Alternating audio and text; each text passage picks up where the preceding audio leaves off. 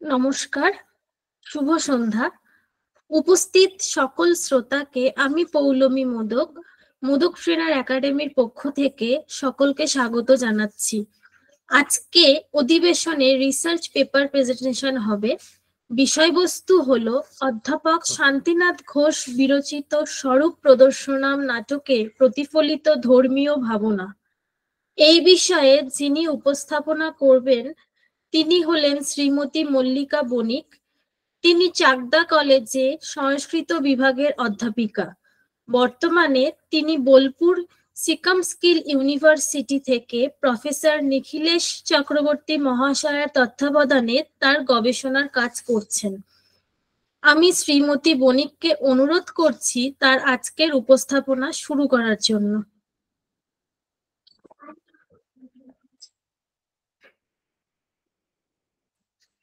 ওম সহনা ভবতু সহনৌ ভুনাক্তু সহ বীর্যং করবাবহৈ তেজস্বিনাবধীতমস্তু মা বিদ্বিষাবহৈ। ওম শান্তি শান্তি শান্তি। অন্তর্জাল মাধ্যমে আয়োজিত আজকের এই আলোচনা চক্রে উপস্থিত সকল সুধীজন এবং আমার গুরু মহোদয়গণ সকলকে আমি আমার বিনম্র প্রণাম জানাই। সর্বোপরি যাদেরকে বা যাদের অবদান একেবারেই অনস্বীকার্য সেই মোদক একাডেমি, তাদেরকে আমি আমার আন্তরিক কৃতজ্ঞতা জানাই আমাকে আজকের এই অবসরটি দেওয়ার জন্য। আমার আজকের আলোচ্য বিষয় হলো অধ্যাপক শান্তিনাথ ঘোষ বিরচিত স্বরূপ প্রদর্শনম নামক নাটকটিতে প্রতিফলিত ধর্মীয় ভাবনা। ধর্মীয় ভাবনা বলতে গেলে প্রথমেই আমাদের চিন্তা ভাবনায় যা উঠে আসে তা হলো হয়তো ঠাকুর দেবতা বিষয়ক এমন কোনো আলোচনা হতে পারে, কিন্তু আমরা যদি অভিধান শাস্ত্রের দিকে একটু আমাদের দৃষ্টি নিক্ষেপ করি সেখানে ধর্ম শব্দটির নানান অর্থ পাই। যেমন শাস্ত্রানুমোদিত কার্য, রীতি পালন, অহিংসা, সৎকার্যের জন্য অনুষ্ঠান ইত্যাদি। সুতরাং সংক্ষিপ্ত করে যদি বলি তাহলে বলা যেতে পারে ধর্ম হলো সৎকর্ম। সৎকর্ম হলো তাই যা সৎ গুণের সমাবেশে কৃত হয়, অর্থাৎ আরো সহজভাবে বলতে গেলে যা সমগ্র সমাজের তথা সমগ্র জাতির জন্য মঙ্গলময়, তাই ধর্ম। শ্রীমদ্ ভগবদ গীতাতেও যদি আমরা দেখি বারংবার সে কথাই বলা হয়ে থাকে, অর্থাৎ কর্মকেই বারবার সেখানে নির্দেশ করা হয়। নহি কশ্চিৎ ক্ষণমপি জাতু তিষ্ঠতি অকর্মকৃৎ কার্যতে হি অবশ্য কর্ম সর্ব প্রকৃতিজৈর গুণই, অথবা কর্মনৈব হি সংসিদ্ধি মাস্থিতা জনকাদয়। বা এরকম আমরা পাই যে শ্রেয়ান স্বধর্ম বিগুণ পরধর্মাৎ সনুষ্ঠিতা। আমরা সাধারণ মানুষ, আমরা কাম ক্রোধ প্রভৃতি ষড়রিপু আশ্রিত, ফলে বেশিরভাগ সময়ই আমরা যথাযথ রূপে বুঝে উঠতে সক্ষম হই না যে কোনটা আমাদের কর্তব্য বা কোনটা অকর্তব্য। আর আমাদেরকে যুগে যুগে পথের দিশা দেখাতে আবির্ভূত হন অবতার পুরুষগণ। তারা এ কারণেই অবতার পুরুষ যে তারা ষড়রিপুকে জয় করেন, তারা ইন্দ্রিয়কে জয় করেছেন, তারা সঠিকভাবে জানেন যে কোনটি সৎ কর্ম, কোনটা পালনে সমগ্র জাতির সমগ্র সমাজের কল্যাণ হবে। তাদের সমগ্র জীবন দর্শন বা তাদের সমগ্র জীবনের কর্ম সেই সমস্ত বিষয়কেই নির্দেশ করে যা যুগে যুগে আমাদের হাজার হাজার লক্ষ কোটি সাধারণ মানুষের পালনীয় পথ হয়ে দাঁড়ায়। তাই তাদের সেই ভাবনা সমন্বিত যে পদাঙ্ক, তাই আমরা প্রতিনিয়ত অনুসরণ করতে থাকি এবং আমাদের কর্মকে আমরা সুন্দর করতে থাকি। ঠিক তেমনি দুই মহাপুরুষের চিত্র নিয়ে এই যে আজকের আলোচ্য বিষয়ের মূল যে নাটক স্বরূপ প্রদর্শনম সেই নাটকটি আবর্তিত হয়েছে। সেই উল্লেখযোগ্য চরিত্র যারা অবতার পুরুষ শুধু নয়, তারা ঐতিহাসিক চরিত্র এবং তারা গরিবের পর্ণকুটির থেকে ধনীর প্রাসাদ বলা যেতে পারে। প্রত্যেকটি মানুষ, আবাল বৃদ্ধ বনিতা, প্রত্যেকটি মানুষের হৃদয়ে দেশ, কাল, জাতি, বর্ণ সমস্ত কিছুর ঊর্ধ্বে গিয়ে তারা প্রত্যেকটি মানুষের হৃদয়ে স্থান করে নিয়েছে। সেই রকম দুটি চরিত্র, রামকৃষ্ণ এবং নরেন্দ্রনাথ। ঠাকুর রামকৃষ্ণ যে যুগাবতার পুরুষ আমরা প্রত্যেকে তা জানি, এবং আমাদের দৈনন্দিন জীবনে আমরা ঠাকুর রামকৃষ্ণের প্রায় সমস্ত কিছুকেই আদর্শ বলে মানি। আর বিবেকানন্দ বা নরেন্দ্রনাথ, তিনি তো মানুষ হয়েও ভগবান, এরকমও যদি তাকে বলা হয় হয়তো অনেক কম বলা হয়। তো আমি আমার মূল আলোচনায় যাওয়ার আগে এই গ্রন্থের যিনি গ্রন্থকার তার সম্পর্কে একটু স্বল্প পরিসরে কিছু পরিচয় প্রদান করব। গ্রন্থকার শান্তিনাথ ঘোষ আধুনিক নব্যধারার কবি। এই নব্যধারাকে বুঝতে হলে সংস্কৃত সাহিত্যের যুগ বিভাগের প্রতি আমাদের দৃষ্টিকে একটু নিক্ষেপ করা প্রয়োজন।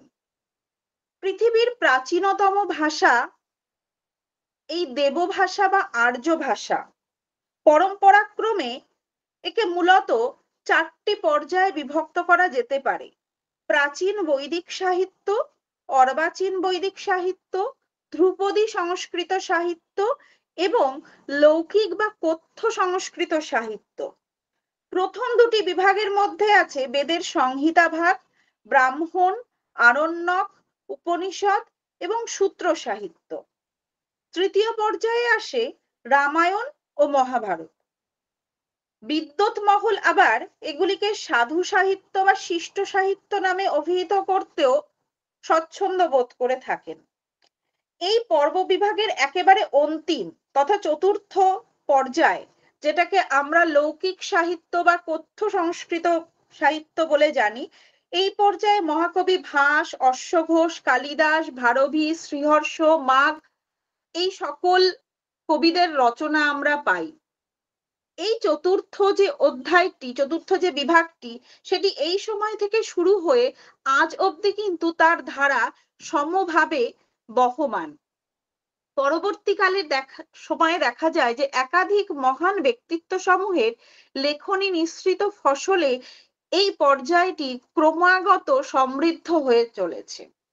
অর্থাৎ রামায়ণের উত্তর পর্যায়ে এই যে ধ্রুপদী সাহিত্য আমরা পাচ্ছি, যার গতি আজও স্রোতস্বিনীর ন্যায় বহমান, একেই সংস্কৃত সাহিত্য রসিকেরা আবার 3টি ভাগে কল্পনা করে নিয়েছেন, যথা প্রারম্ভকাল, পুনরুত্থানকাল আর সমৃদ্ধিকাল।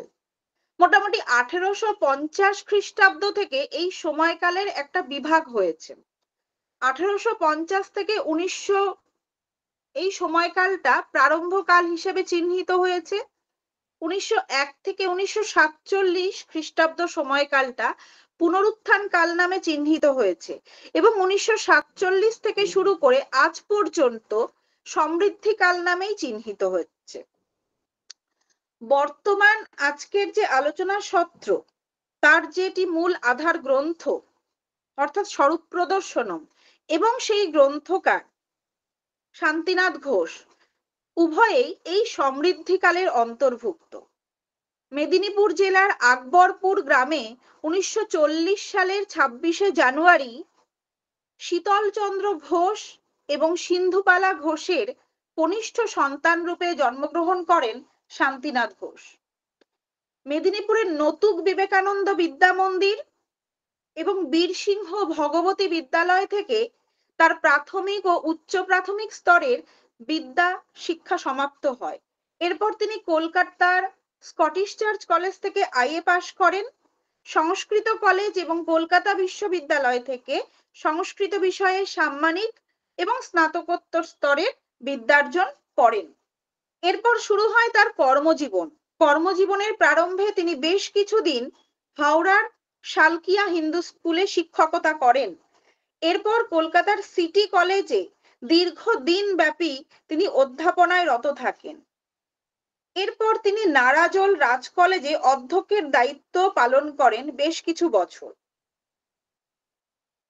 অধ্যাপনার পাশাপাশি তিনি বেশ কিছু কাব্য রচনা করেছিলেন, যেগুলির মূল উদ্দেশ্যই ছিল সমগ্র পৃথিবীময় সংস্কৃত ভাষার প্রচার প্রসার এবং তার সাথে বিশ্ব শান্তির বার্তা মানবের মাঝে ছড়িয়ে দেওয়ার।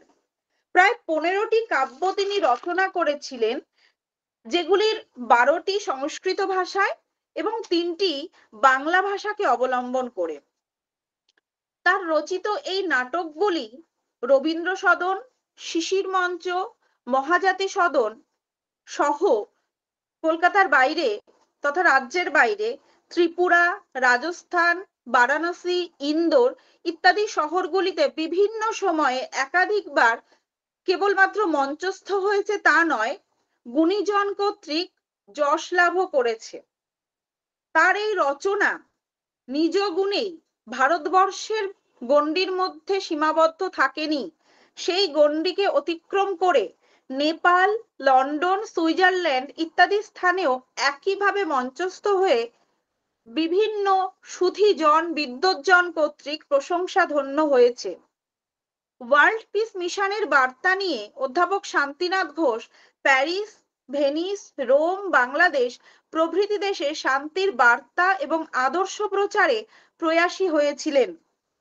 লেখনীর মাধ্যমে তিনি যে আদর্শকে জনমানসে ব্যক্ত করতে চেয়েছিলেন, অর্থাৎ তিনি শান্তির বার্তা দিতে চেয়েছিলেন, মানব মাঝে প্রেম, ভালোবাসা, সৌহার্দ্য ইত্যাদি সৎ গুণগুলিকে তিনি ছড়িয়ে দিতে চেয়েছিলেন, তার এই সৎ উদ্যোগের কারণে ডক্টর রাধাবল্লভ ত্রিপাঠী, প্রাক্তন রাষ্ট্রপতি সর্বপল্লী রাধাকৃষ্ণন, ভাষাবিদ ডক্টর সুনীতি কুমার চট্টোপাধ্যায় কর্তৃক তিনি বিশেষভাবে সম্মানিত হয়েছিলেন।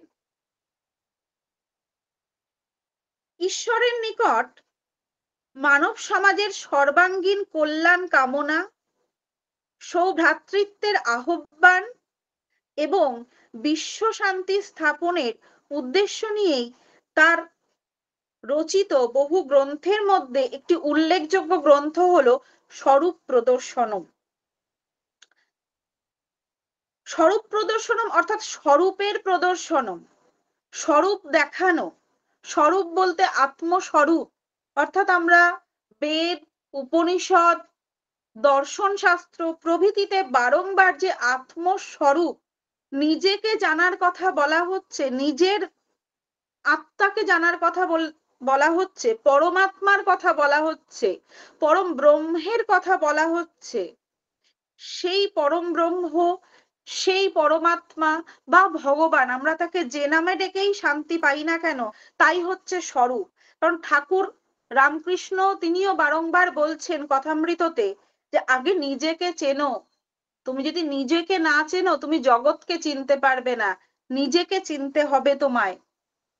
এই গ্রন্থটিতে একাধারে মানব কল্যাণ, ধর্ম সমন্বয়ের ভাবনা, কর্মে একাগ্রতা, কর্ম সাধনা, লক্ষ্যের প্রতি অবিচল থাকা, ঈশ্বরের অভেদ প্রতীতি জ্ঞান, আন্তরিক আত্মীয়তা বোধ অপরের সাথে, প্রেম ও স্নেহের উৎকর্ষত্ব, পরম শক্তির নিকট পরিপূর্ণরূপে আত্মনিবেদন, আত্মবিনম্রতা বোধ, অন্তরে ঈশ্বরের তথা পরম শক্তির বোধ, এই সমস্ত কিছুর একত্র সমাবেশ অনুভূত হয় ছত্রে ছত্রে। এগুলি কিভাবে ধর্মীয় ভাবনা হতে পারে সেগুলি আমরা ক্রমান্বয়ে দেখব। রামকৃষ্ণ এবং নরেন্দ্রনাথ সেই যুগাবতার দুই মহাপুরুষ, যারা মহাভারতের শ্রীকৃষ্ণ অর্জুনের মতো দ্বৈত সখা হয়ে যেন মানব সমাজকেই উদ্ধার করতে যুগ যুগ ধরে তাদের মধ্যে চেতনার বোধকে প্রবাহিত করে চলেছেন। ধর্মীয় চেতনা বা ভাবনা বলতে গেলে আমাদের মানসপটে একটা চিত্র ফুটে ওঠে যে বর্তমান সমাজের প্রেক্ষাপট যেখানে নানান ধর্মের নানান মত, ঠাকুরের ভাষায় যত মত তত পথ, এই নাটকে ঠাকুর রামকৃষ্ণ দেবের সেই সর্বধর্ম সমন্বয়ের বোধ মীমাংসাপূর্বক দেখা যায়। একটা দুটো উদাহরণের সাহায্যে আমরা বিষয়টি ব্যাখ্যা করতে পারি। নাটকের একদম প্রথম অঙ্কে গিরিশ এবং ঠাকুরের কথোপকথন হচ্ছে। সেখানে ঠাকুর বলছেন, গিরিশ, আমার মনে সর্বধর্ম সমন্বয়ের একটা ভাবনা জাগ্রত হয়েছে। তো গিরিশ তাকে বলছেন, এ তোমার কেমন কথা ঠাকুর? কি করে সম্ভব? আমাদের দেশে কত ধর্মের মানুষ আছে। খ্রিস্টদের আরাধ্য দেবতা হলো যীশু খ্রিস্ট, ইসলাম ধর্মের আরাধ্য মোহাম্মদ, আবার আমাদের সনাতন ধর্মের মধ্যে শিব, দুর্গা, বিষ্ণু, রাম প্রভৃতি আছে। সুতরাং দেখা যাচ্ছে যত ধর্ম তত তাদের মত, তত তাদের পথ আলাদা। তাহলে এই সকলের মধ্যে তুমি ভেদ শূন্যতা কিভাবে করবে? কিভাবে সম্ভব?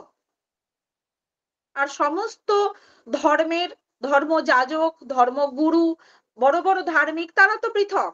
তারাই বা কেন একজন অপরজনের মতকে অনুমোদন করবেন? গিরিশের এই যে প্রশ্ন, এই প্রশ্ন আমাদের সকলের মনে, বা আমাদের ভারতীয় আস্তিক দর্শনেও কিন্তু বারংবার এর উত্তর দেওয়া হয়েছে। তবে একটু বিদ্বৎ জন, সুধী জন, তারা হয়তো যত সহজে বুঝতে সেখানে সমর্থ হবে, আমরা সাধারণ মানুষ যারা, যাদের হয়তো ততটা জ্ঞান নেই, তারা তত সহজে বুঝতে পারবো না। কিন্তু ঠাকুর তাদের জন্য আছেন। ঠাকুর খুব সুন্দরভাবে একটা ব্যাখ্যা দিয়েছেন। বলছে, দেখো গিরিশ, পুরীতে তো সমুদ্র আছে। সেই সমুদ্র দেখবার জন্য কেউ ট্রেনে চড়ে যায়, কেউ প্লেনে যায়, কেউ বা আবার নিজস্ব গাড়ি চেপেও যায়। সকলের দেখো যাওয়ার পথ আলাদা, বাহন আলাদা, কিন্তু তাদের লক্ষ্য যে এক। তারা প্রত্যেকে গিয়ে যে একই জায়গায় পৌঁছয়। আর পৌঁছে তারা কি দেখে?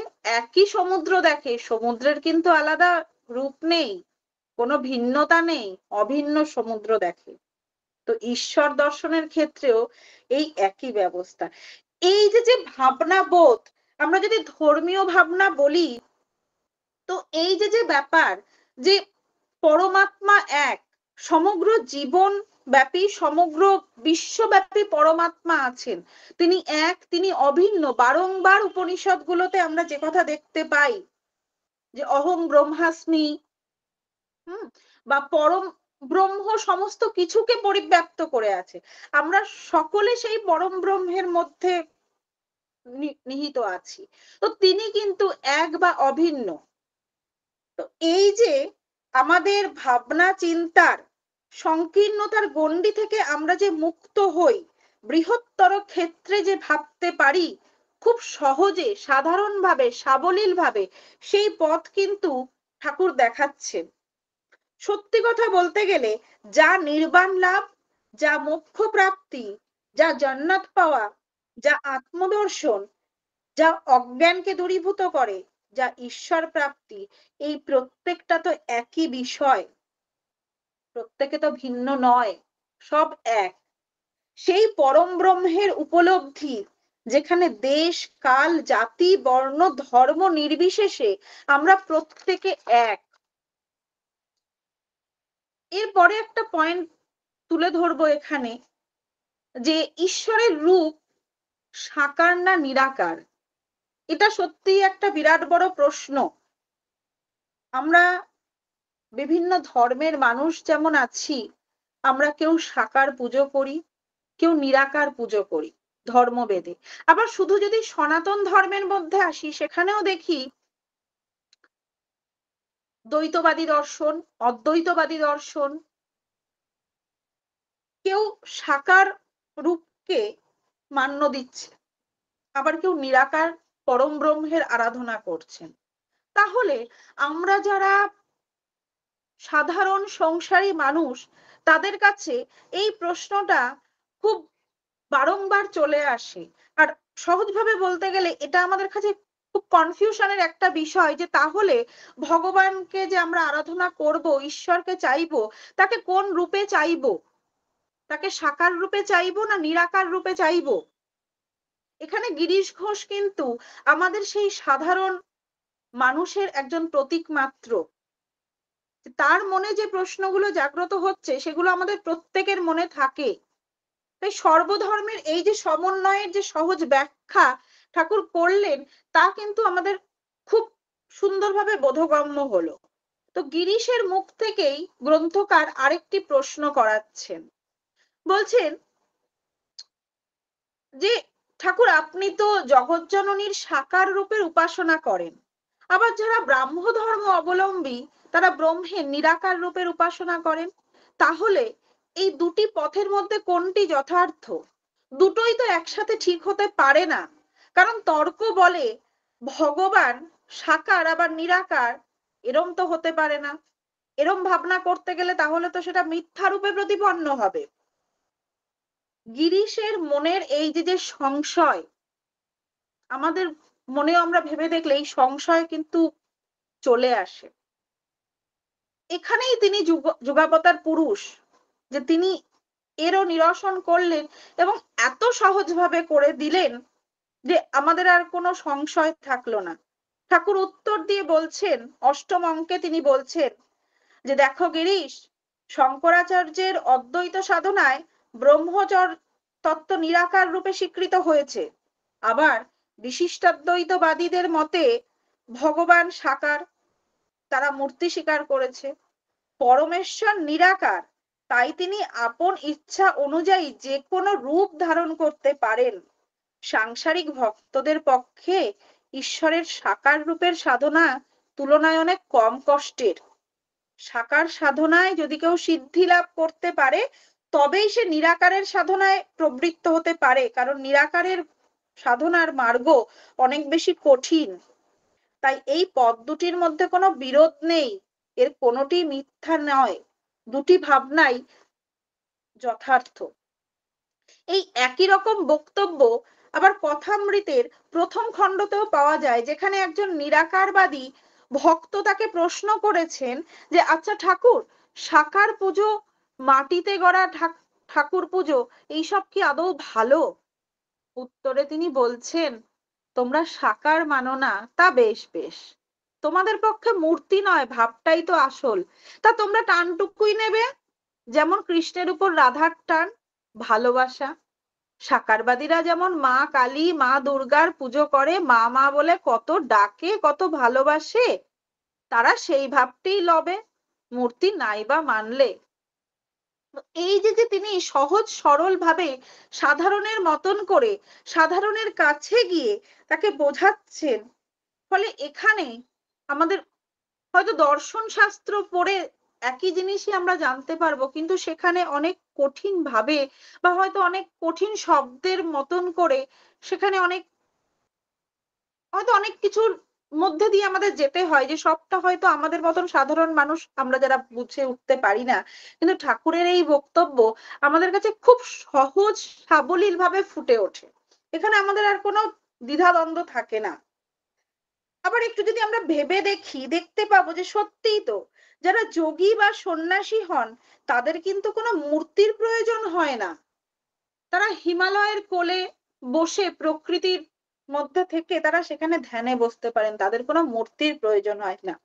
কিন্তু আমরা যারা সংসারে থাকি, সংসারে থেকেও আমরা সৎকর্ম করতে চাই, সুখ দুঃখের মোহে আবর্তিত থাকার পরেও আমরা ভগবানের উদ্দেশ্যে নিজের মনকে নিবেদন করতে চাই, কিন্তু আমরা সেভাবে পারি না। আমাদের কোনো মাধ্যম দরকার হয়, কোনো পরিস্থিতি, কোনো পরিবেশ দরকার হয়, আমরা তখন পুজোর ঘর বা ঠাকুর ঘর আমরা তৈরি করি, আমরা ঠাকুরের মূর্তি তৈরি করি, আমরা ধূপ দীপ জ্বালি, জেলে একটা যেন দৈব পরিবেশ আমরা একটা পাই, সেইখানে আমাদের মন ভক্তিময় হয়ে ওঠে, আমরা সেখানে শান্ত হই, আমরা চুপ করে বসতে পারি। তো ঠাকুরের প্রতি যদি বা ঠাকুর অর্থাৎ সেই পরম ব্রহ্ম যাকে আমি স্বীকার করব, যদি সেখানে আমার মন ভক্তিময় না হয়, যদি শান্ত না হয়ে আসে, তাহলে তার উপাসনা আমি কি করে করব? আর উপাসনা ছাড়া তো আমি সৎ কর্মের প্রতি অগ্রসর হতে পারবো না।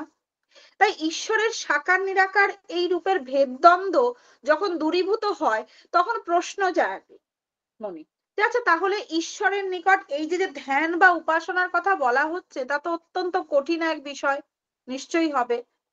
তাহলে আমাদের মতো গৃহী মানুষদের পক্ষে তো তা সম্ভব হবে না। তাহলে কি সংসার ত্যাগ না করলে ভগবানের উপাসনা বা সাধনা করা সম্ভব নয়? আমরা সজ্জন হতে পারবো না যদি আমরা সংসার ত্যাগ না করি? এখানে গিরিশকে আমরা বারবারই সাধারণ মানুষের মনের সেই প্রতিচ্ছবি বা প্রতিকৃতি বলেই ধরে নেব। তার মনেও সেই একই প্রশ্ন জেগেছিল। সে ঠাকুরকে বলছে, আমি তো জপ তপ বুঝি না, আমি তোমার মতন করে ভগবানকে ডাকতে পারি না, আমি মদ্যাসক্ত ব্যক্তি, আমি নাট্য উপস্থাপন করি, আমি সেখানে প্রচুর নারীরা আছে, তাদেরকে নিয়ে বিভিন্ন সময় আমি আলাপ আলোচনায় হাসি মশকরায় মেতে থাকি, আমার এতেই দিন কেটে যায়। ও ঠাকুরের উদ্দেশ্যে জপ বলো, তপ বলো, সাধনা বলো, কিছুই আমার হবে না। অথচ ঠাকুর তুমি আমাকে বারবার সাধক বলছো, উপাসক বলছো, মায়ের ভক্ত বলছো, এসব কি করে সম্ভব? গিরিশের মনে প্রশ্ন জাগছে, তাহলে কি ঠাকুর তাকে সান্ত্বনা দিতে বলছেন? কিন্তু তিনি তো অবতার পুরুষ, তিনি তো ঠাকুর রামকৃষ্ণ। তিনি বলছেন যে না, দেখো গিরিশ, তোমার অভিনয় আমি দেখেছি, সাধক ছাড়া আর কে এরম অভিনয় করতে পারে? কোন শালা হাসবে তোমার অভিনয় দেখে? তোমায় সাধক বললে কে হাসবে? তুমি যখন অভিনয় করো, চরিত্রের সাথে পূর্ণ রূপে একাত্ম হয়ে যাও। এই যে যে চরিত্রের সাথে একাত্ম হয়ে যাওয়া, এই তো সাধনা গিরিশ। তুমি তোমার কর্মের প্রতি নিবেদিত প্রাণ, এই তো তোমার সাধনা। আর সেই সাধনায় তো তুমি শ্রেষ্ঠ সাধক। অভিনয়ের সময় নিশ্চিত রূপে তুমি তোমার বিশ্ব সংসারের যাবতীয় জিনিস ভুলে যাও, কোনো কিছুর সাথে তোমার যোগাযোগ থাকে না। গীতায় তো একেই কর্ম সাধনা বলা হয়েছে।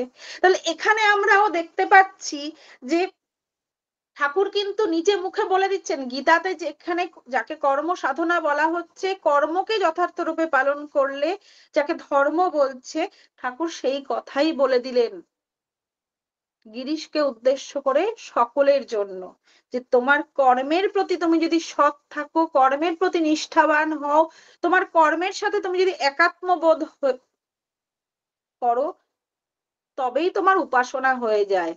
আলাদা করে কোনো ঈশ্বরের উপাসনা নেই, ঈশ্বর হচ্ছে তোমার কর্ম। বস্তুত সনাতন ভারতীয় আস্তিক দর্শন এবং উপনিষদগুলির মতে ঈশ্বর সর্বব্যাপী, সর্ববস্তুতেই তিনি বিরাজমান। আবার শ্রীমদ্ ভগবদ গীতার ৩য় অধ্যায়ে যেখানে কর্মযোগ, সেখানেও ব্যাখ্যাতে বলা হয়েছে যে কর্মই সব, কর্মণ্যেব অধিকারস্তে।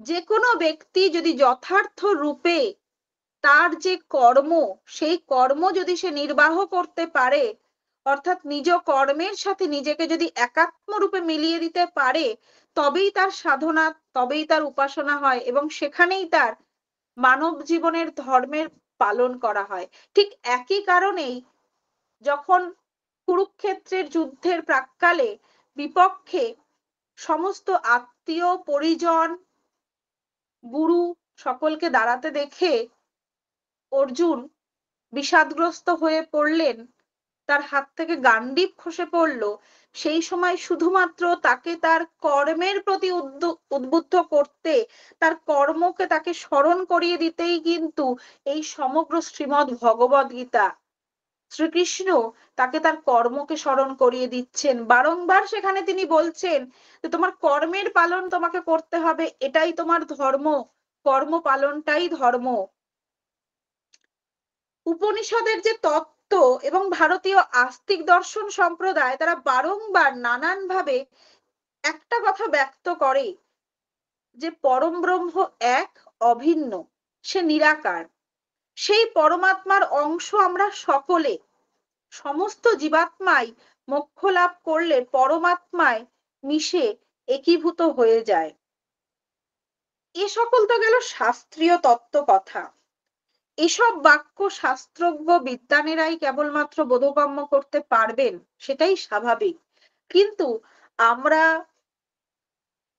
দুঃখী তাপী সাধারণ মানুষ, যারা ষড়রিপুতে আশ্রিত, আমাদের তাহলে বোধগম্যতা কোথায়?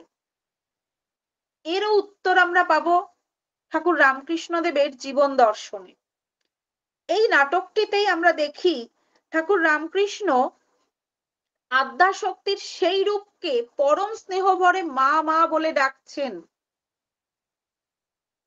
দেবীর করাল রূপ তার কাছে মাতৃময়ী, জগজ্জননী, ভবদারিণী।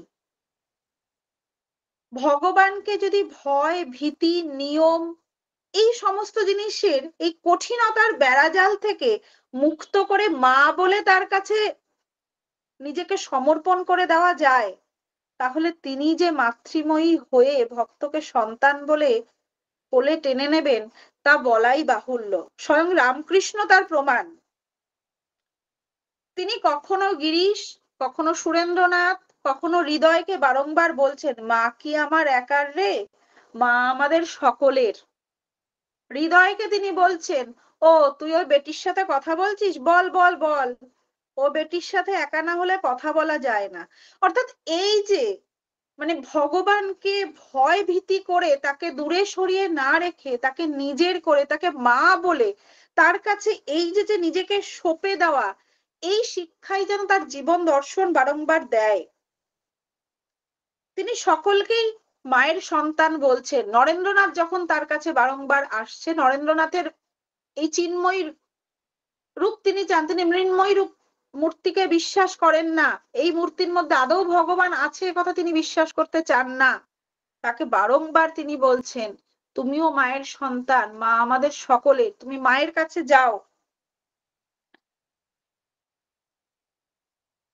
তিনি বারবার বিশ্বাস জুগিয়ে গেছেন। তার ভাষায় যদি বলা যায়, তিনি বলছেন, মার কাছে যাও নরেন, তার কাছে গিয়ে তোমার কষ্টের কথা বলো, তিনি তোমায় এবং তোমার পরিবারকে রক্ষা করবেন। যখন নরেন্দ্রনাথের অত্যন্ত পারিবারিক কষ্ট, তার আর কোনো দিকে কোনো রকম কোনো সুরাহা হচ্ছে না, তখনও রামকৃষ্ণ এই একই কথাই বলছেন। শুধু তাই নয়, নরেন্দ্রনাথের কাতরতা, তার আকুলতা এবং তার কষ্টকে তিনি অন্তর দিয়ে উপলব্ধি করতে পেরেছিলেন বলেই নরেন্দ্রনাথের হয়ে তিনি মায়ের নিকট প্রার্থনা জানিয়েছিলেন, মা দেখা দে, মা নরেনের কষ্টের নিবৃত্তি কর, মা ওকে বিশ্বাস করা তোর অস্তিত্ব, ও যে তোর পাগল ছেলে। নরেন্দ্রনাথ আকুল এবং দিগ্ভ্রান্ত হয়ে ঘুরছেন ঈশ্বর দর্শনের ইচ্ছায়। তার সেই প্রার্থনা সফল করতে স্বয়ং রামকৃষ্ণ বারংবার মায়ের কাছে কাতর আবেদন জানাচ্ছেন যে মা তোর সন্তানের ইচ্ছে তুই পূরণ কর।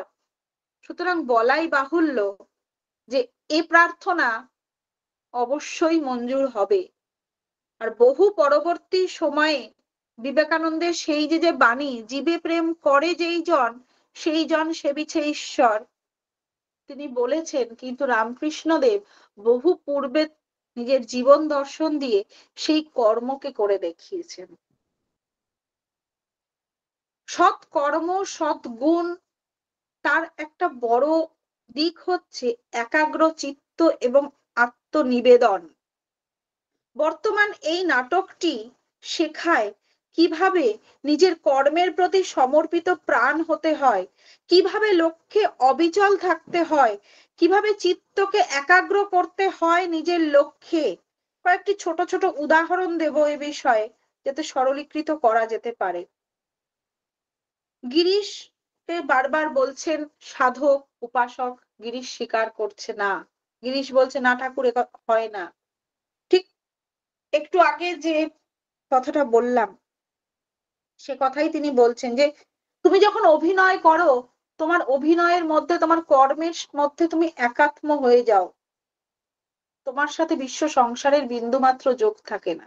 অর্থাৎ এই যে কর্মের প্রতি তার সমর্পিত প্রাণ, তিনি কর্মের সাথে একাত্ম হয়ে যাচ্ছেন, যাকে সাধনা নামে অভিহিত করা হয়েছে। এটা এই শিক্ষাই দেয় যে তুমি যখন তোমার কর্ম করবে, তোমার কর্মকে তুমি এভাবেই ভালোবাসো যে তুমি, তোমার আলাদা কোনো পৃথক অস্তিত্ব থাকবে না, তুমি সেখানেই চলে যাবে। আবার নরেন্দ্রনাথ ভগবানকে দেখতে চায়, নাটকটার একদম শুরু থেকেই আমরা দেখতে পাবো যে নরেন্দ্রনাথ বহু শাস্ত্র অধ্যয়ন করেছেন, তিনি প্রাচ্যের সাথে সাথে পাশ্চাত্যের দর্শনগুলো পাঠ করেছেন, তার সমালোচনা করছেন, পাশ্চাত্য দার্শনিক দ্বারা তিনি সম্মানিত হচ্ছেন, কিন্তু তার জ্ঞান ক্ষুধা তৃপ্ত হচ্ছে না। তার একটাই প্রশ্ন বারংবার বারংবার মনে তার ঘুরপাক খাচ্ছে, ভগবান কি আছে? সত্যিই কি ভগবান আছে? যদি থাকে তিনি কোথায় থাকেন? কে তাকে দেখতে পায়? কোথায় তাকে দেখা যায়?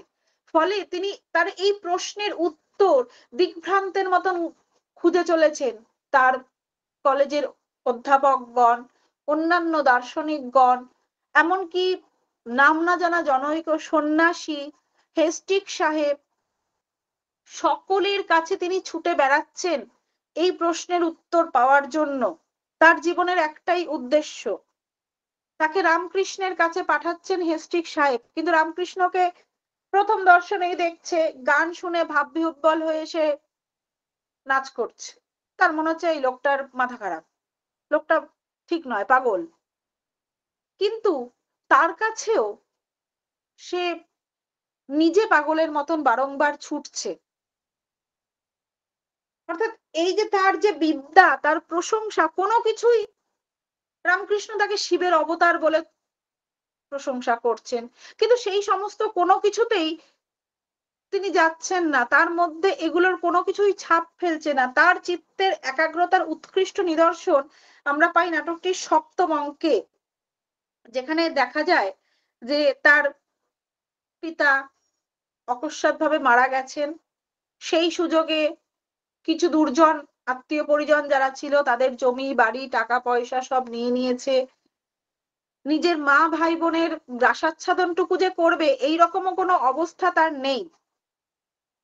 মা বোনকে মামার বাড়িতে রেখে এসছেন তিনি, বিভিন্ন জায়গায় তিনি ছুটে বেড়াচ্ছেন একটু বৃত্তি লাভের জন্য, যে কোথায় একটু বৃত্তি লাভ হবে, সেই পয়সা দিয়ে তিনি তার পরিবারের ভরণ পোষণ করতে পারবেন, কিন্তু কোথাও তিনি কিচ্ছু পাচ্ছেন না। হন্যে হয়ে তিনি ঘুরলেন কিন্তু পেলেন না। একদম শেষে তিনি দক্ষিণেশ্বরে এসেছেন রামকৃষ্ণের কাছে। তিনি সমস্ত কিছু জানালেন যে আমার এই রকম অবস্থা, চরম দারিদ্র্যের মধ্যে আমি আছি। রামকৃষ্ণ তাকে বলছে তুমি যাও, ওই যে মন্দিরের ভেতরে মা আছে, মাকে গিয়ে বলো, তিনিই সব দেখবেন, তোমাকে এই অবস্থা থেকে তিনিই উদ্ধার করবেন। নরেন্দ্রনাথ বলছে উনি তো মৃন্ময়ী মূর্তি, উনি কি আমার কষ্ট বুঝবেন? রামকৃষ্ণ তাকে ঠেলেই এক প্রকার পাঠাচ্ছে সেখানে, যে যাও ভবতারিণীর কাছেই যাও। সে পরিস্থিতির চাপে হোক, রামকৃষ্ণের কথায় মোহিত হয়ে হোক, যেভাবেই হোক, বিশ্বাস অবিশ্বাসের একটা দোলাচলের মধ্যে সে মায়ের মূর্তির সামনে গিয়ে উপস্থিত হয়েছে। সে বসেছে সেখানে করজোড়ে। তার বলার উদ্দেশ্য হচ্ছে নিজের দারিদ্রতা জানানো, মায়ের কাছে সাহায্য প্রার্থনা করা। কিন্তু সেখানে বসে চোখ বন্ধ করে হাত জোর করে সে বলছে, মা জ্ঞান দাও, ভক্তি দাও, বৈরাগ্য দাও। সে একবারও বলতে পারলো না তার দারিদ্রতার কথা, তার কষ্টের কথা। সে বারবার করে 3বার করে একই কথা বলছে। তারপর সে উঠে বেরিয়ে এসে রামকৃষ্ণকে বলছে, ঠাকুর আমার দ্বারা হবে না, আমি বলতে পারলাম না। তো এই জায়গাটা আমাদেরকে শেখায় যে এই রকম চরম প্রতিকূল পরিস্থিতিতেও সে তার লক্ষ্য থেকে সরছে না। সে চোখ বন্ধ করলেই, চোখ খোলা অবস্থাতে তো সে যেমন তার লক্ষ্যতে আছে, চোখ বন্ধ করলেও সে তার শুধু লক্ষ্যেই আছে, পৃথিবীর আর কোনো কিছুতেই সে নেই। এই যে যে তার একাগ্রতা, এই যে তার লক্ষ্যের মধ্যে একেবারে নিজেকে নিবেদন করে দেওয়া, লক্ষ্যের প্রতি সে যে কতটা অবিচল আছে, এটা তার সর্ববৃহৎ প্রমাণ। এটা হয়তো জীবনের শ্রেষ্ঠ একটা দর্শন। তার এই একাগ্র চিত্ত, তার এই আত্মনিবেদন, এটাই শেষ পর্যন্ত তাকে ভগবান দর্শন করিয়েছে। নাটকের শেষ অঙ্কে আমরা দেখতে পাই যে যখন সে একেবারে রামকৃষ্ণের কাছে নিজেকে পরিপূর্ণভাবে সঁপে দিয়েছে, তখন রামকৃষ্ণ ধ্যানে বসলেন এবং রামকৃষ্ণের শরীরে তার ঈশ্বর দর্শন হলো। চতুর্দিকে জ্যোতির্বিন্দু সৃষ্টি হলো, সেই জ্যোতির্বলয়ের মধ্যে তিনি কখনো রামকৃষ্ণকে দেখছেন, কখনো কালিকাকে দেখছেন, কখনো কৃষ্ণকে দেখছেন। তার আত্মস্বরূপের জ্ঞান হলো। এই জ্ঞানটা শুধুমাত্র হওয়ার জন্য হয়নি, তার এই কর্তব্যের প্রতি যে অবিচলতা, যে একাগ্রতা, সেই শিক্ষায় আমাদের দিয়ে যাচ্ছে। তবে এখানে আবশ্যিকভাবে একটা বিষয় উল্লেখযোগ্য, সেটা হলো নিজেকে সমর্পণ লক্ষ্যের প্রতি ও তার মাধ্যমের নিকট। সন্ন্যাসী থেকে শুরু করে এমন কোনো বিদ্যার নেই যার কাছে নরেন্দ্রনাথ যায়নি, কিন্তু হেস্টিক সাহেব যখন তাকে দক্ষিণেশ্বরের মন্দিরে গিয়ে রামকৃষ্ণের সাথে দেখা করতে বললেন, তার প্রথম প্রশ্নই ছিল, তিনি কি কোনো শাস্ত্রজ্ঞ পণ্ডিত? তিনি কি সাংখ্য, যোগ, বেদান্ত এই দর্শন সব পাঠ করেছেন? অধ্যয়নের ক্ষেত্রে তার কি বিশেষত্ব? স্পেন্সার, হিউ, মিল এইসব দার্শনিকদের গ্রন্থ কি তিনি আদৌ পড়েছেন? অর্থাৎ রামকৃষ্ণকে নিয়ে কিন্তু নরেন্দ্রনাথের মনে প্রথমে দ্বিধা, দ্বন্দ্ব, সংশয়, অবিশ্বাস সবই ছিল, যে এত বড় বড় দার্শনিক, অধ্যাপক, তারা আমার প্রশ্নের উত্তর দিতে পারছে না, সেখানে দক্ষিণেশ্বরে মায়ের মন্দিরের একজন সাধারণ উপাসক বা পুরোহিত যাই বলি, সে আমার প্রশ্নের কি করে উত্তর দেবে? তিনি কি পাঠ করেছেন, কি তার জ্ঞান আছে? আবার সুরেন্দ্রনাথের বাড়িতে যখন রামকৃষ্ণের সাথে তার প্রথম দেখা হলো, তখন তার গান শুনে গানে ভাবাবিষ্ট হয়ে দুহাত তুলে রামকৃষ্ণ নাচছেন।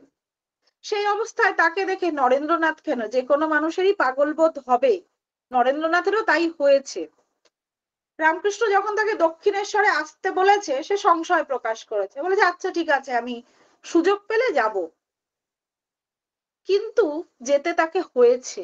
তার জ্ঞান তৃষ্ণা, তার ক্ষুধা তাকে টেনে নিয়ে গেছে। তার আকুলতা যত বেড়েছে সময়ের সাথে সাথে প্রশ্নের উত্তর পাওয়ার জন্য, তত সে রামকৃষ্ণের দিকে ধাবমান হয়েছে, যেন পতঙ্গ যেভাবে আগুনের দিকে ধাবমান হয়। তবে এখানে অবশ্যই পজিটিভ সেন্সে, যে যত তার এই সত্যকে জানার আগ্রহ তীব্র থেকে তীব্রতর হয়েছে, তত যেন একটা অমোঘ আকর্ষণ তাকে রামকৃষ্ণের কাছে টেনে নিয়ে গেছে।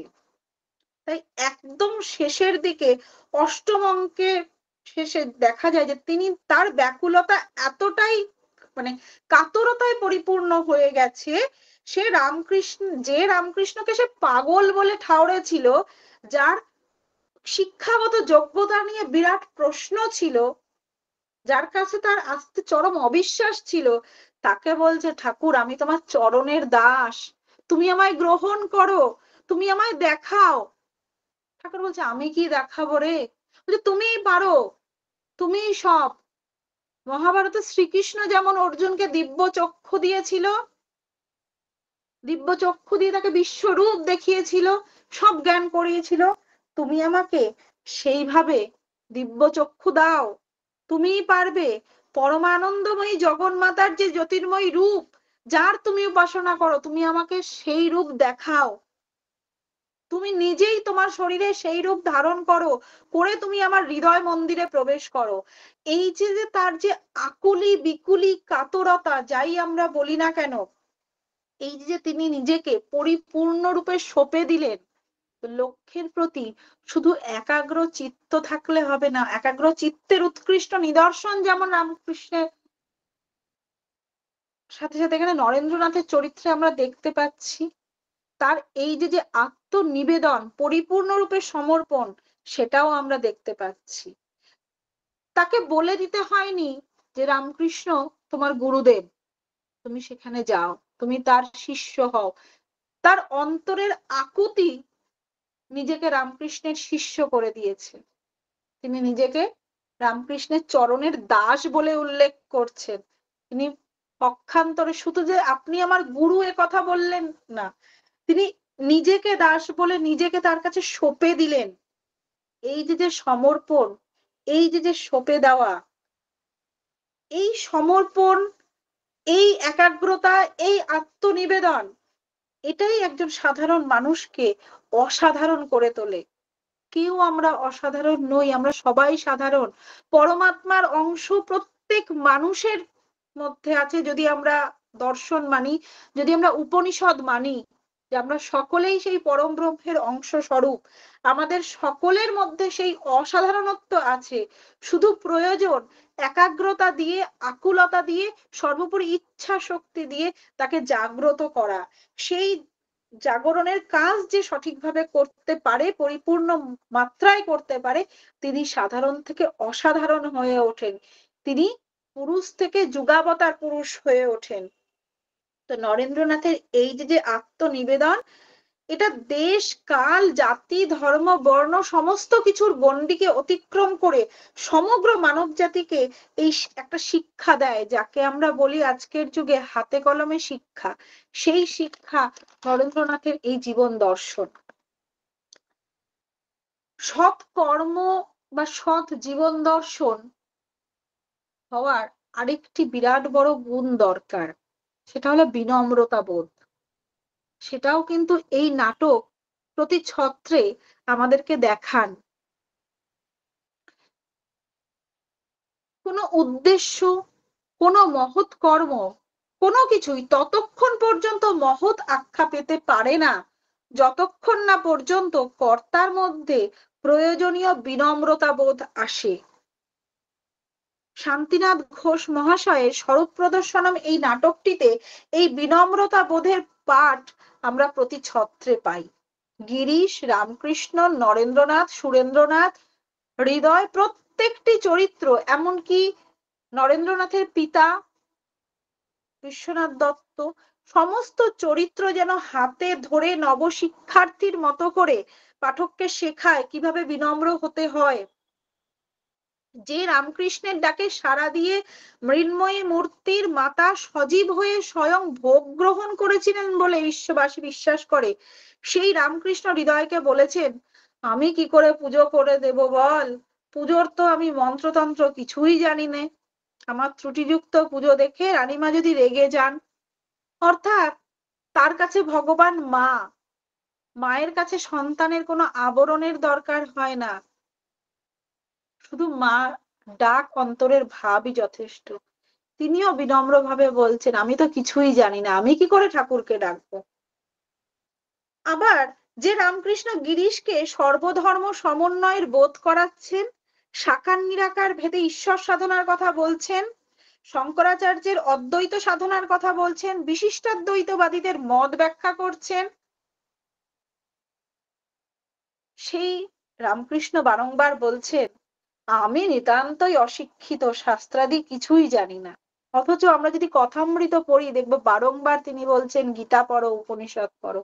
তার কাছে কিন্তু সমস্ত জ্ঞান আছে, কিন্তু তিনি নিজেকে নিতান্তই অশিক্ষিত বলে দাবি করছেন। একই এইরকম বিনম্রতা বোধ কিন্তু আমরা যুগে যুগে অনেক বড় বড় মহাপুরুষ, যাদেরকে আমরা শ্রদ্ধা করি, যাদের জীবন দর্শনকে আমরা অনুসরণ করি, তাদের জীবনে দেখতে পাই। রবীন্দ্রনাথও কিন্তু, যিনি নোবেল পেয়েছিলেন, যিনি এরকম কালজয়ী বিশ্বজয়ী গ্রন্থ সকল রচনা করেছিলেন, তিনিও জীবনের শেষে গিয়ে বলেছেন, আমি তো সমুদ্রের ধারে নুড়ি কুড়োচ্ছি, আমি আর কি করতে পারলাম। তো এই যে বিনম্রতা বোধ, এই বোধগুলো দেখায়। আবার গিরিশ ঘোষের নাট্য উপস্থাপনা ভারত বিখ্যাত, যার নাট্যাভিনয়ের একাত্ম বোধ সম্পর্কে স্বয়ং রামকৃষ্ণ প্রশংসা করেছেন, তাকে সাধনা বলে ব্যাখ্যা করছেন, সেই গিরিশও নিজেকে নিতান্তই মূর্খ বলে অভিহিত করছেন। ঠাকুরকে নিজের সম্পর্কে বলেছেন, আমি মধ্যাসক্ত ব্যক্তি, নারী সঙ্গ দিয়ে নাট্যাভিনয় করি, আমার দ্বারা ধর্মকর্ম হবে না। অথচ রামকৃষ্ণের ভাষায় তিনি কিন্তু ধর্ম করছেন।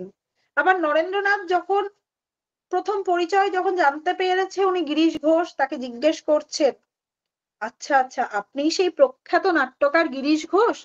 এর উত্তরে নাটকের বর্ণনা অনুযায়ী অত্যন্ত বিনম্র এবং বিনীত ভাবে তিনি বলছেন, হ্যাঁ ওই অভিনয় ইত্যাদি আমি করি। মানে তিনি যে এত প্রশংসিত স্বনামধন্য একজন নাট্যকার, তিনি কিন্তু কোনো অহংকার বোধ এখানে করলেন না যে হ্যাঁ হ্যাঁ আমিই তো গিরিশ ঘোষ, কিন্তু তিনি অত্যন্ত বিনম্রভাবে বলছেন, হ্যাঁ ওই অভিনয়াদি করি। আর নরেন্দ্রনাথ, তিনি তো মানব জীবনের আদর্শ, চরম আদর্শ। তিনি শেখান কিভাবে গুরু পেতে হয় বিনম্রতা দিয়ে। তিনি কিন্তু বারংবার রামকৃষ্ণের কাছে জানতে চেয়েছেন যে ভগবান কোথায় থাকে, ভগবানকে কিভাবে দেখা যায় আমাকে বলুন। কিন্তু নাটকের শেষে তিনি রামকৃষ্ণের কাছে গিয়ে বললেন, আমি আপনার চরণের দাস। এভাবে বলার পরে যে কোনো গুরুই তার শিষ্যকে সন্তান স্নেহে কাছে টেনে নিতে বাধ্য। হেস্টিক সাহেব যখন নরেন্দ্রনাথের প্রশংসায় পঞ্চমুখ হয়েছেন, তখনও কিন্তু এক লহমায় নিজের সকল বিদ্যাকে সরিয়ে তিনি কেবল ভগবান লাভের ইচ্ছা প্রকাশ করেছেন, তাও অত্যন্ত বিনম্র ভাবে। আবার ঠাকুর রামকৃষ্ণকে স্বয়ং শ্রীকৃষ্ণের সাথে তুলনা করে নিজেকে অর্জুন কল্পনা করে তার কাছে নিজেকে সম্পূর্ণরূপে সঁপে দিয়েছেন। এই সঁপে দেওয়ায়, এই আত্মনিবেদন একান্ত বিনম্র বোধ না থাকলে কোনোভাবে সম্ভব নয়। পরিশেষে বলা যেতে পারে যে আমরা যদি ধর্ম বলতে হিন্দু, মুসলিম, খ্রিস্টান, বৌদ্ধ, জৈন, শিখ ইত্যাদি এই রিলিজিয়ানকে বুঝতে চাই, তবে তার কোনো উপকরণ এই নাটকে আমরা অন্তত পাবো না। কিন্তু ধর্ম শব্দটিকে আমরা যদি ব্যাপক অর্থে গ্রহণ করি, তাকে যদি সৎ চিন্তা, সৎ কর্তব্য, সৎ জীবন দর্শন, সৎ ব্যবহার, সৎ রীতিনীতি ইত্যাদি হিসেবে যদি আমরা গ্রহণ করি, তাহলে তার যে শিক্ষা, তার যে নিদর্শন, তার যে বোধ, তা এই নাটকের প্রত্যেক ছত্রে ছত্রে আমরা পাবো। তাই ঠাকুরের কথাকে অনুসরণ করেই আমি আমার এই আলোচনা সত্রে আজকে ইতি টানবো। আমার ধর্ম ঠিক, তোমার ধর্ম ভুল, এসব ভাবনা ঠিক নয়। যত মত তত পথ। সেভাবেই বিভিন্ন জনের বিভিন্ন মাধ্যম হলেও সকলের উদ্দেশ্য তো সেই একই জায়গাতেই গিয়ে মেলে। আর তাই সকলে আমরা সকলের তরে এই কথাই আজীবন সৃষ্টির অনাদি অনন্ত কাল অবধি সত্য হয়ে থাকবে। নমস্কার।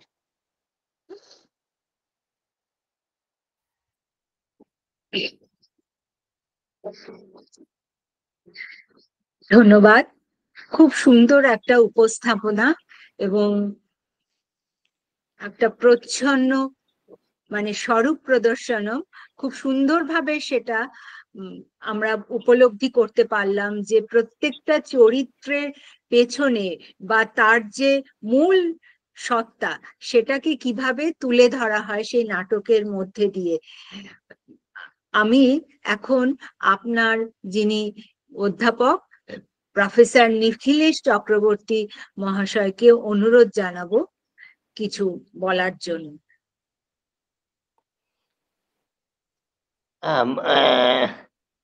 নাট্য চর্চা খুবই সুন্দর হয়েছে, নিয়ে কোনো প্রশ্ন নেই।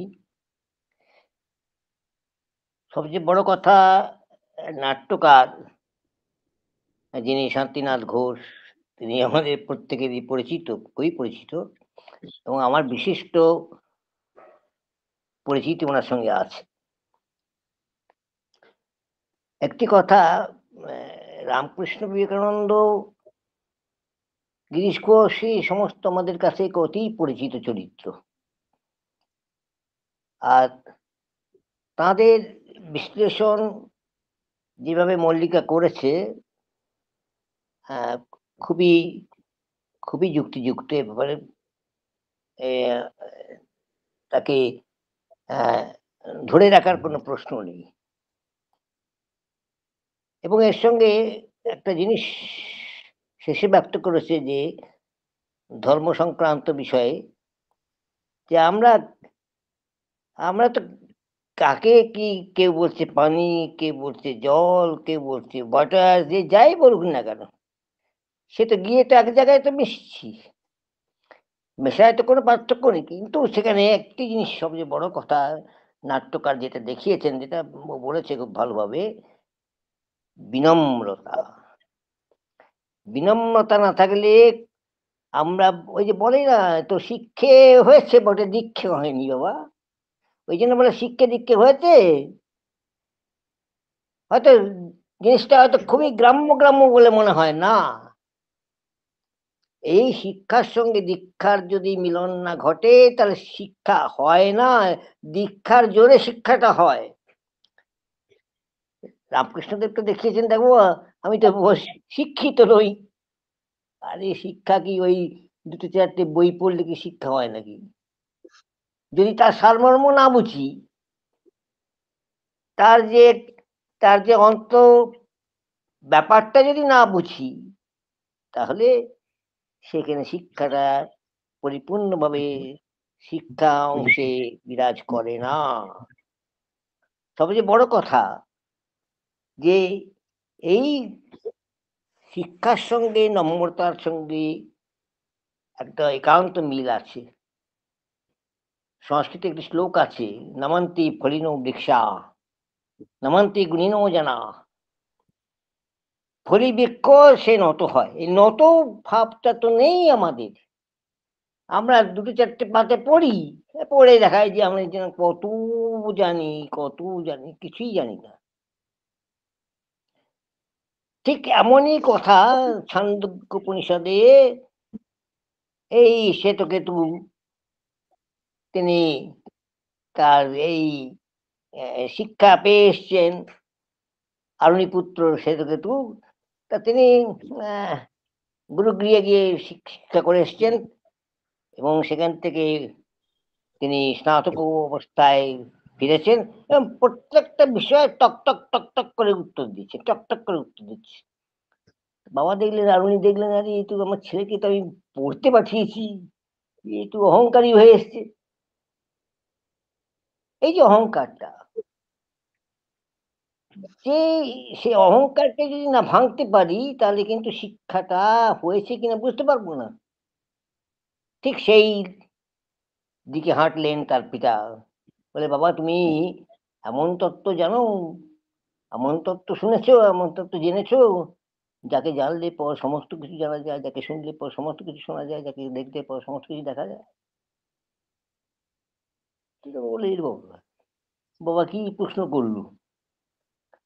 আরে আমি যদি মানুষকে জানি তাহলে আমি পশুকে চিনবো, বা পশুকে জানলে কি আমি সাধারণ যে সমস্ত আরো আরো উদ্ভিদ তাকে জানবো? এই যেন গোলমাল লেগে গেল তার কাছে,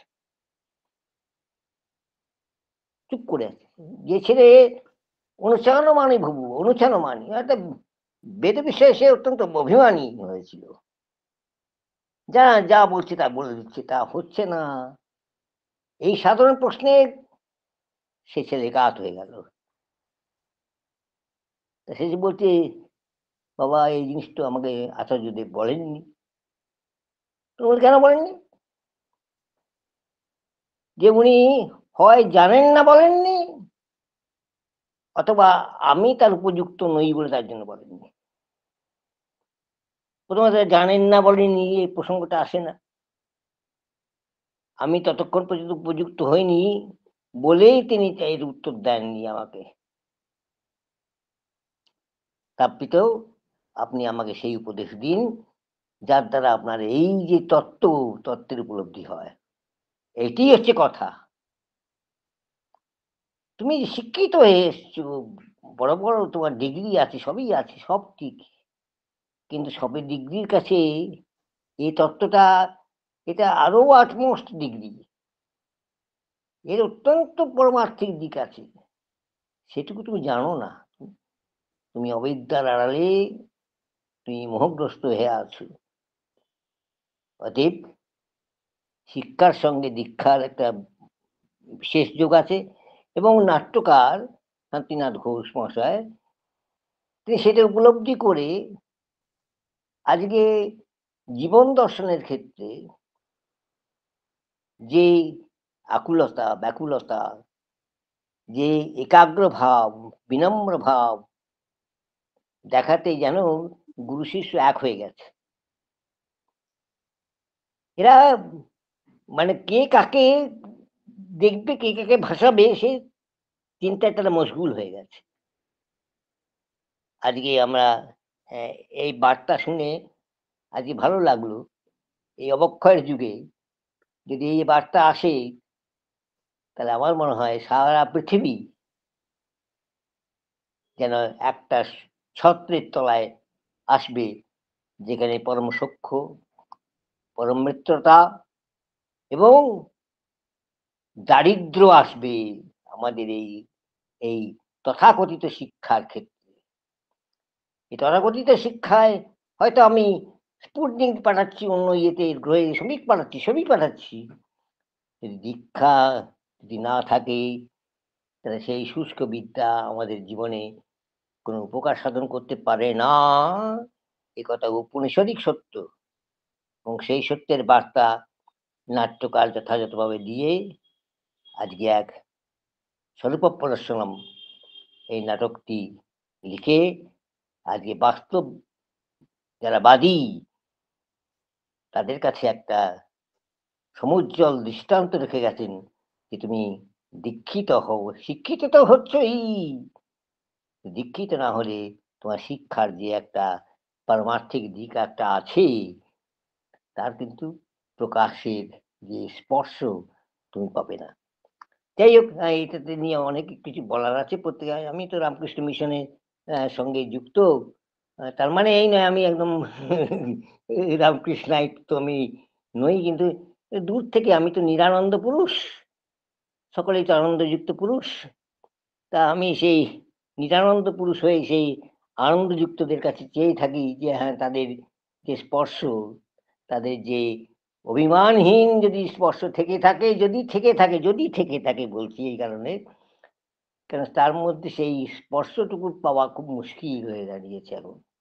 সেই স্পর্শ পাওয়ার জন্য আমার মনে হয় সকলেরই একাগ্র হওয়া উচিত। এইটুকু বলে আজকে আমার বক্তব্য শেষ করছি। অনেক ভালো লাগলো এই বক্তব্য শুনে, এবং সঞ্চালিকা গার্গী, তাকে না, তো আর বলার কিছু গার্গী নেই। নয়, সঞ্চালিকা আজকে প্রথমে পৌলমী মোদক। না না, আছি, বলছি এখনো শেষ হয়নি আমার। হ্যাঁ, শেষ হয়নি। আর আরেকজন তো আছেন যিনি সর্বময় কর্তা। হ্যাঁ, তা মোদকবাবু, তাকে তো আর বলার কিছু নেই, তার অ্যারেঞ্জমেন্টে সবই চলেছে। আমি চাইবো যে তিনি আরো ভালো ভালো এই গার্গীদের মাধ্যমে ভালো ভালো রিপ্রেজেন্টেশন করুন, তাতে আমরা দূর থেকে অন্তত শুনবো যে একটা এই সমস্ত বিশ্লেষণগুলো শুনলে নিজেদের তৃপ্তি হয়। এইটুকু জানিয়ে আমি শেষ করছি। ঠিক আছে, ভালো থাকুন। ধন্যবাদ স্যার। হ্যাঁ। আচ্ছা, এখন আমাদের একাডেমির অ্যাডভাইজারি বোর্ডের মেম্বার প্রফেসর মনতোষ দাশগুপ্ত মহাশয়কে কিছু বলার জন্য অনুরোধ জানাচ্ছি। ঠিক আছে। নমস্কার। সামনে বইমেলা আসছে, তো বইমেলাতে আমার গেলেই মনে হয় যে আমরা কত কম জানি। এত প্রচুর বই, এত প্রচুর বিষয়, তো কাজেই অনেক কিছু আমরা জানি না। আজকে সেই রকম একটি নতুন জিনিস যেটি আমি জানি না, নামও শুনিনি, সেই রকম একটি অচেনা বিষয়ের সঙ্গে, অচেনা মূল্যবান বস্তুর সঙ্গে মোদক একাডেমির মাধ্যমে আজকাল বক্তৃ অধ্যাপিকা মল্লিকা বণিকের মুখ থেকে শুনলাম, খুব ভালো লাগলো। অধ্যাপক শান্তিনাথ ঘোষ বিরচিত এই যে স্বরূপদর্শনম যে নাটকটি, স্বরূপ প্রদর্শনম যে নাটকটি সম্বন্ধে উনি বললেন, সত্যি বলতে কি উনি প্রায় আমাদের সমসাময়িক মানুষ, আর নাটকটি যাদের নিয়ে লেখা তারাও একেবারে প্রায় সমসাময়িক, অর্থাৎ আমরা জানি আর কি তাদের চলতি ইতিহাসের মধ্যেই তারা রয়েছেন। তাদের নিয়ে নাটক লেখা কিন্তু খুব কঠিন। অচেনা চরিত্র, অজানা চরিত্র তাদের নিয়ে লেখা সোজা। কাজেই রামকৃষ্ণ বিবেকানন্দকে নিয়ে নাটক লেখা কঠিন। সেই অবস্থায় এইরকম একটি সুন্দর নাটক, তার সঙ্গে আমরা পরিচিত হলাম, তার বক্তব্যের সঙ্গেও পরিচিত হলাম। এই জন্য বক্তৃকে এবং উদ্যোক্তাদের সবাইকে আমার আন্তরিক ধন্যবাদ। আর বক্তৃ খুব সুন্দর বলেছেন। বোঝা যাচ্ছে যে বিষয়ের উপরে তার দখল রয়েছে, দৃষ্টি তার খুব স্বচ্ছ। আর একটা যেটা ভালো লেগেছে, এই সমস্ত বক্তৃতার মধ্যে, যেটা হয়তো আমাদেরও একটা বদদোষ, ওনার মধ্যে সেই জিনিসটি দেখিনি। অর্থাৎ তিনি এই যে বক্তৃতার মধ্যে মাত্র 3টি জায়গা ছাড়া তিনি ইংরেজি কথা বলেননি। পয়েন্ট, কনফিউশন আর পজিটিভ সেন্স, এই ছাড়া তার আর ইংরেজি কথা বলেননি। এটি আমার ভালো লাগলো। এই 3টি না থাকলে আরো ভালো লাগতো, কেননা এত অসাধারণ সাবলীল বাংলায় বক্তৃতা আমি খুব কম শুনেছি। এই জন্য তাকে আমার ধন্যবাদ। আর সবচেয়ে যেটা বড় কথা, তিনি যে গবেষণা গুরু পেয়েছেন, যে সারস্বত সাধক, নিজে উনি যা বললেন সাথে বলা যায় যে ফলি বৃক্ষ, উনি হচ্ছেন সেই রকম একটি, যে ফলবান বৃক্ষ যে নত হয়ে থাকেন, অধ্যাপক নিখিলেশ চক্রবর্তী সেই রকম একটি মানুষ। এমন একটি অসাধারণ পণ্ডিত মানুষকে দেখলে মনে হবে যে তিনি একেবারে মানে সাধারণ আমাদের মতো মানুষ। তিনি আমার বন্ধুস্থানীয় এবং খুব গর্ববোধ করি যে আমি তার সঙ্গে পরিচিত বলে। একটি কথা আমি শুধু বলছি বক্তৃকে, কারণ বুঝতেই পারছেন যেহেতু আমি আপনার গবেষণা গুরুর বন্ধু স্থানীয়, সেই অধিকার নিয়ে বলছি। আপনি আপনার গবেষণা গুরুকে পেয়েছেন, নিশ্চয়ই তিনি আপনাকে বলেছেন, আপনার অভিসন্দর্ভের মধ্যেও নিশ্চয়ই থাকবে যে এই যে নাটকটি, এই নাটকটির পরিচয় কি? পরিচয় আপনি এমনি ভাবে দিয়েছেন, কিন্তু পরিচয় হলো এটির নিশ্চয়ই আপনি এর প্রচ্ছদ পৃষ্ঠা এবং শীর্ষক পৃষ্ঠার ছবি দেবেন।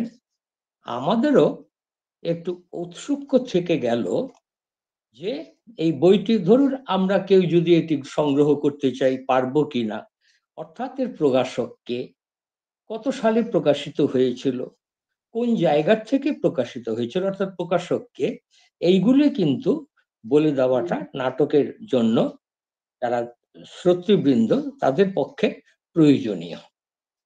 এটা হলে পরে আমরা একটু আরেকটু ঋদ্ধ হতাম আর কি, যে কেউ হয়তো এই আপনার আলোচনা শুনে নাটকটি সংগ্রহ করতে গেল, কোথায় সংগ্রহ করবে, পাওয়া কি যায় এখন এইরকম, কারণ বেশি দিনের পুরনো জিনিস তো নয়। এইটি হলে ভালো হতো। কিন্তু এটা কিন্তু সমালোচনা হিসেবে নেবেন না, কারণ এত সুন্দর জিনিসের সমালোচনা করার অধিকারও আমার নেই। শুনে আমি সত্যি আনন্দিত হলাম এবং খুব ভালো লাগলো, এবং এইরকম একটি আলোচনা উপস্থাপিত করার জন্য আপনাকে ধন্যবাদ। এইরকম একটি বিষয় আপনাকে দিয়ে বিষয়ের উপর কাজ করানোর জন্য আপনার গবেষণা গুরুকে ধন্যবাদ, এবং এই যে জিনিসটি আমরা শুনতে পেলাম এই জন্য মোদক একাডেমিকে ধন্যবাদ। আর আজকে যিনি অনুষ্ঠানটি একেবারে শুরুতে যিনি আপনার পরিচয় করিয়ে দিয়েছিলেন, সেই আমাদের খুব অল্প বয়সী সেই কন্যাটিকে, পৌলমী মোদক, তাকেও আমার ধন্যবাদ এবং শুভাশিস। নমস্কার। ধন্যবাদ স্যার। মানে আমরা তো বক্তব্য শুনেছি, অসাধারণ আলোচনা শুনেছি, কিন্তু তারপরে প্রফেসর নিখিলেশ চক্রবর্তী মহাশয় এবং প্রফেসর মনতোষ দাশগুপ্ত মহাশয় যে বক্তব্য শুনলাম, মানে যেটাকে আমরা সেই ইংরেজিতে বলি ফিডব্যাক, স্যার যদিও বলেছেন যে আজকের এত সুন্দর বক্তব্যের মধ্যে 3টে শব্দ, এটাও কিন্তু মানে মনতোষ স্যারের পক্ষেই সম্ভব যে কটা ইংরেজি শব্দ ব্যবহার হয়েছে বা কতটুকু না করলে হতো, মানে এজন্য এটাই হচ্ছে উনার বৈশিষ্ট্য। এগুলো আমাদের সত্যি শিক্ষণীয়। সেই বলছি যে এটাও কিন্তু আমাদেরকে ভীষণভাবে ঋদ্ধ করলো, এবং সত্যি খুব সরল প্রাঞ্জল ভাষায় আপনার উপস্থাপনা খুব ভালো লাগলো। আমি সবাইকে ধন্যবাদ জানাচ্ছি মোদক ট্রেনার একাডেমির পক্ষ থেকে। আজকে আমাদের এখানে যারা উপস্থিত ছিলেন, আমি একটু কথা বলে আমি শেষ করব, একটি কথা বলে শেষ করব। যিনি আমার কথা বললেন তিনি যে কত বড় মাপের মানুষ সেটা আহ, সেটা হয়তো আমরা সবাই জানি। হ্যাঁ, মন্তোষবাবু তিনি যে তার নামটা দন্তনায় ওকার তয়কার মধ্যনস্য করেছেন, ঠিক আছে, ভালো কথা। কিন্তু মনতোষ কি মনস্তোষ কি হবে না হবে সেটা বলা বলা মুশকিল।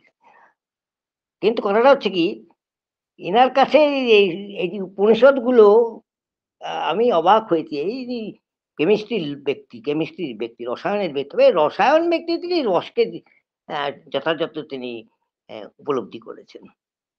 তিনি উপনিষদকে চষে খেয়েছেন। মানে আমি অবাক হয়ে যাই যে ইনি সায়েন্সের এত এত এত মানে কৃতবিদ্য ব্যক্তি, তিনি কোথায় তিনি এই মানে উপনিষদ, কোথায় গীতা, কোথায়, আমি অবাক হয়ে যাই। আমি যদিও রামকৃষ্ণ মিশনে উনি উনি যে কক্ষে বসেন আমি ঠিক তার আগের কক্ষে বসি। আমার মনে হয় যে এই উভয় কক্ষে যে একটা ছেদ আছে, একটা একটা পার্টিশন আছে, সে বোধহয় পার্টিশনটা উঠে গেলে আমি দেখি যে যে আমরা কার কাছে কোথায় গিয়ে মিশবো আমি তো জানি না। তা আমি যার জন্য এই মনতোষবাবুকে আহ, যথাযথভাবে আমি আমি অভিনন্দন জানানো আমার মূর্খতা। হ্যাঁ, কি বলে, কিন্তু নমস্কার। ওনার কাছে যে আমি জানার পৌঁছতে জন্য। পেরেছি, হ্যাঁ, ওই আবার এবং আবার ওনার সঙ্গে প্রমাণ হয়ে গেল যে আপনি কত বিনম্র। না, এখানে একমাত্র আমি সেটা সেটা বুঝে আমি নিজেকে উনি আমাকে বলছেন আমি তো আপনাকে অনেক ইয়ে বলছেন, আমি বললাম আপনি হয়তো আপনি সূর্য তো সবাইকেই বড় বলে, হ্যাঁ, কিন্তু সূর্যের কাছে যে সবাই যে তার স্তুতি প্রার্থনা করে এটা ঘটনা। তা এনারাও সেই দিনমানে না সূর্যবাদ ভাতি সূর্যের মতো এনারা রয়েছেন। এবং আমাদের মতো যারা যারা অনুসন্ধিৎসু, আমি ওনাকে বলেছি যে উনি যে এই উপনিষদের উপর যে ব্যাখ্যা করেছেন আমি বলেছি যে আপনার এইটা ধরে আমি ইয়েতে বলেছি, রামকৃষ্ণ মিশনে বলেছি, এই ইয়েতে বিদ্যা মন্দিরে, এবং যেখানে যেখানে আমি লেকচার হয়েছে, চলছে আমার প্রায় অনেকগুলো লেকচার হয়ে গেল, তাতে আমি সমস্ত এনার নাম করে বলেছি আমি যে এই বইটা পড়ুন আপনারা, এতে কতখানি প্রাঞ্জল ভাষায় তিনি এগুলো ব্যক্ত করেছেন। তবে আমার ওনার কাছে একটি বিনম্র অনুরোধ রেখেছি এবং রাখবো যে ওনার কয়েকটি জায়গায় ওনারা বিশাল বিশাল ব্যক্তি, বিশাল বিশাল ব্যাখ্যা করেছেন, তাতে একটু আমাদের মতো পামর জনের কাছে একটু যদি বিশ্লেষণ করে দেন কয়েকটা জায়গায়, তাহলে আমরা অনেক ধন্য হই, উপকৃত হই। কেন আপনারা বেঁচে আছেন এখন পর্যন্ত, অর্থাৎ আপনাদের কাছে আমাদের বলার অনেক সুযোগ আছে, যে সুযোগ হয়তো মল্লিকারা হয়তো আস্তে আস্তে পাবে, পাবে। গার্গী তো পেয়েইছে, হ্যাঁ, পেয়েইছে, এই বিরাট সত্তাকে দেখেছেন, এবং যার জন্য এই সমস্ত সত্তার আমি বক্তব্যের অনেক প্রয়োজন আছে।